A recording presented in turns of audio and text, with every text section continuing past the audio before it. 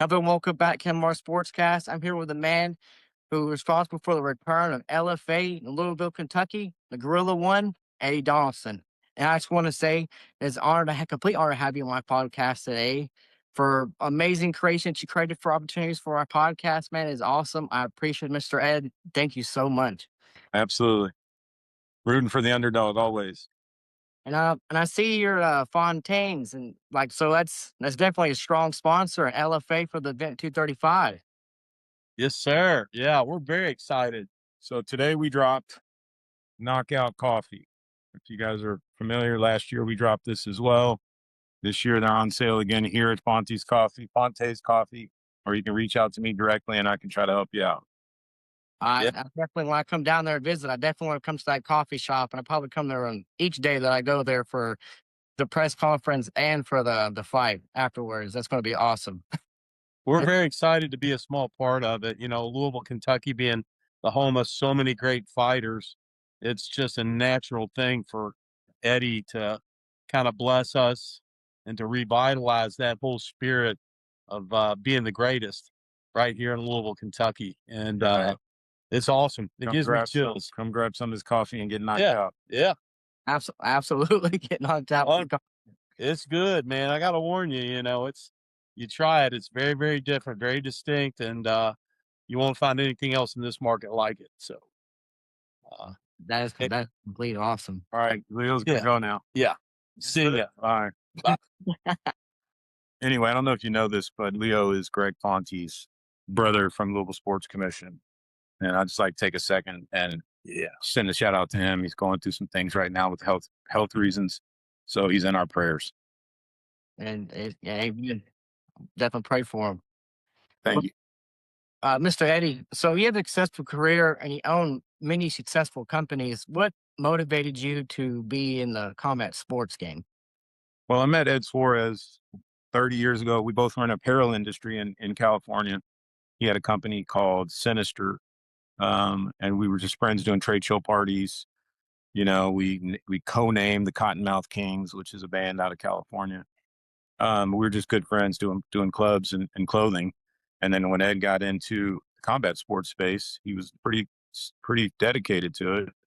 And I just kind of followed him through that process. When he started Black House MMA, which is a legendary gym out of California, Shepard Ferry, who did the Ali mural here in LA or in Louisville on the YMCA, did the logo for that.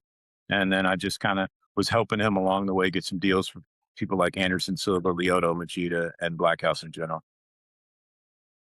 That's definitely well, of course, I know you're very strong partners with Ed, and I appreciate Mr. Ed and you for definitely pushing and creating everything opportunities for my podcast and letting me get involved with LFA and a lot of situations that you got going on, which is completely awesome. And I appreciate you so much, Mr. Ed. This is an honor to have you on my podcast today. Right on. Yeah. Like mutual. And how do you feel like the event will impact Louisville and the community surroundings?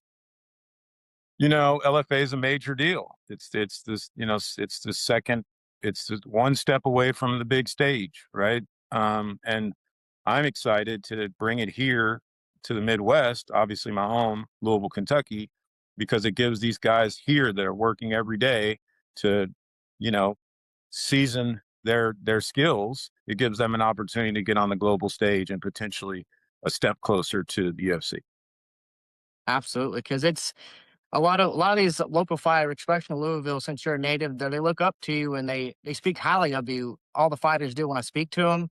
They said you're the guy that I definitely. appreciate that. I appreciate that because not everyone shares that sentiment, and this isn't bigger than I am. It's not about me. I'm glad that everybody has great things to say, but this is a community. I'm proud to be a part of this community and be able to contribute to this community. This is my hometown and I want to see my hometown flourish and everyone from my hometown flourish. And if the fight scene is where I am now today, it's not just by opportunity. It's because I saw a wonderful opportunity to contribute here to the local MMA scene.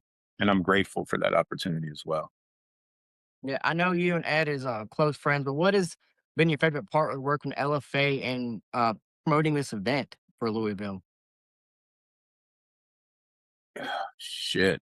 I mean, I've never done a fight with 3,000 people in a room before. I've done concerts and music events, but to see 3,000 fight fans and the lights and the scale and level of what this fight is, not, the regional fights are great and I love them. Future of Fights has the best game in town when it comes to bells and whistles, and they got that regional part locked down, and Hard Rock's great. But when you walk into the room for LFA and you see 3,000 people in there and those lights, and it's touching, and that was probably my proudest moment when we were at Broadbent. Like, I walked in when it was empty, and then I came back when it was full. And that's, I'm talking about no octagon, nothing. And then all of a sudden there's the lights, camera, and action. And I think that was my proudest moment. And I get the same willies and goosebumps every time that we open the doors and every time we close them. I look forward to that last shot in the octagon after a good night of fights.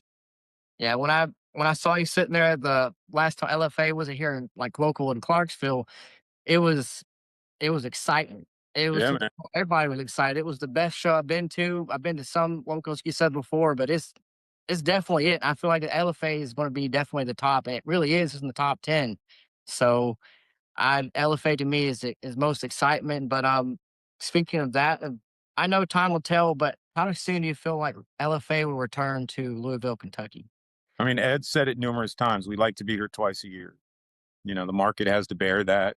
And, it's with the broadcast partners, it's a big ask, but hopefully that's what we will eventually be doing, is having 2 fights here locally in Louisville a year. And then, it won't take us till next June to return. That would be my goal. Sooner than next June. Absolutely, because I can't wait for LFA to return back to Louisville. I'm excited for coming up for June 19th, man, at Freedom Hall. It's going to be exciting. Yeah, Um, man. and I'm definitely excited that you brought me on to the whole entire organization of speaking and interviewing fighters. But just to kind of little shift of curve, I I noticed a quote on your Instagram story that I love the Lord, and hopefully it's okay if I get a little personal. And I know Sure. I look a little personal with your life, but Absolutely. that's a very big statement, especially so on social media and stuff like that. But what is the background of that quote that you posted on your social media? If you don't mind me asking. Well, if you remember, I said, I love the Lord. There, I said it, and part of that is, as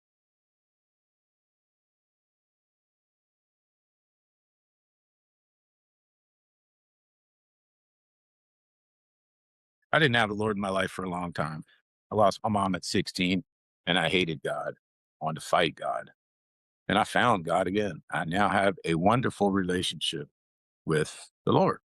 And it's kind of weird for me to publicly face with that because of where I've been, who I've been, and what I've been.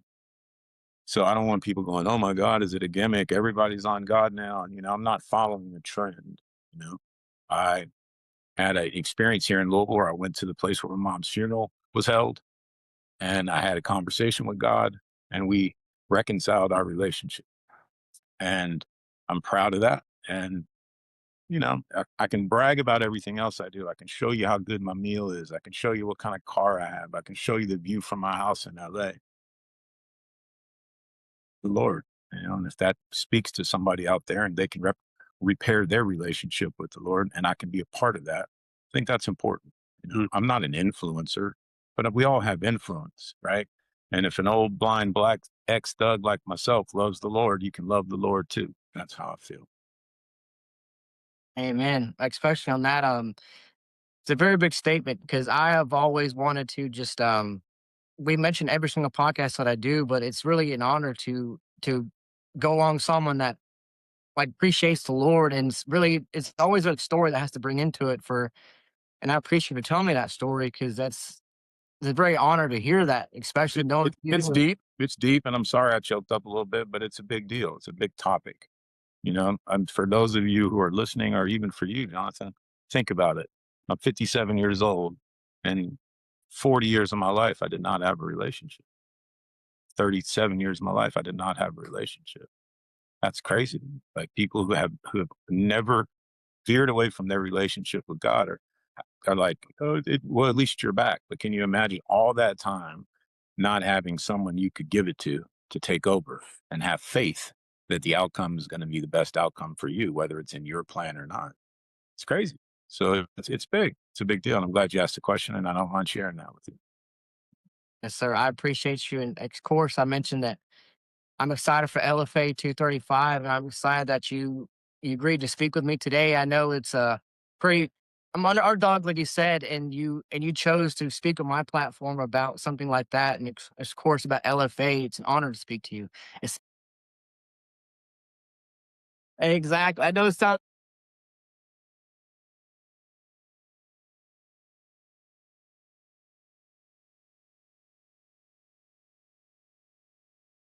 All Let's right. go.